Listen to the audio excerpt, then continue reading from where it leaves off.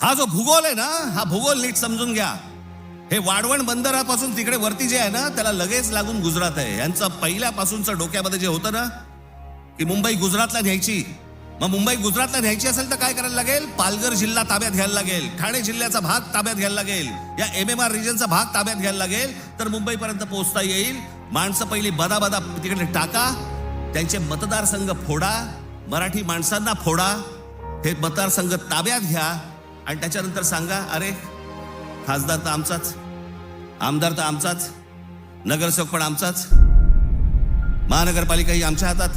हे सगळं करून मुंबई गुजरातला कशी जोडता येईल याच्यासाठीचे हे सगळे लॉंग टर्म प्लॅन सगळे सुरू आहेत. आणि आम्ही बेसावत, आमच्यामध्ये जातीपातीमध्ये भांडणं लावली जात आहेत. हा मराठा, हा OBC, हा अजून कोणी.